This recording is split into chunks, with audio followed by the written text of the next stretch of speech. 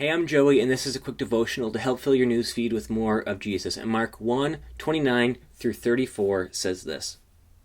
As soon as they left the synagogue, they went with James and John to the home of Simon and Andrew. Simon's mother-in-law was in bed with a fever, and they were immediately told Jesus about her. So he went to her, took her hand, and helped her up. The fever left her, and she began to wait on them. That evening after sunset, the people brought to Jesus all the sick and demon-possessed. The whole town gathered at the door, and Jesus healed many who had various diseases. He also drove out many demons, but he would not let the demons speak because they knew who he was. So yesterday we talked about how Jesus demonstrated that the kingdom of God was here in his person through casting out demons, through healing the sick, and also through his authoritative teaching.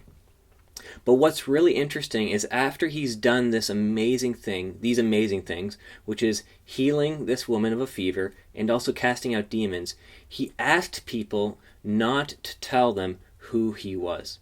Now this is really peculiar because wouldn't you want to be known for something that is this awesome, especially if you want to start this messianic movement, this Son of God movement that the Gospel of Mark starts with? But what's interesting is I think Jesus knows what it means if people know who he is, because he is actually a shift in the status quo. There's a whole system, a whole religious system built around the temple and built around priests, around Pharisees, around Sadducees, around this quasi-king of Israel. However, if Jesus comes into the situation, he actually will inevitably rock the boat. And not only that, his vision of what it means for God's kingdom to come is actually really different to what the Jews thought it meant for God's kingdom to come. So Jesus didn't want people to know who he really was until the right time. Because when people really find out who he is and what he is all about, we kind of know the end of the story. It results in his death on a cross at the hands of the people he came to save and rescue.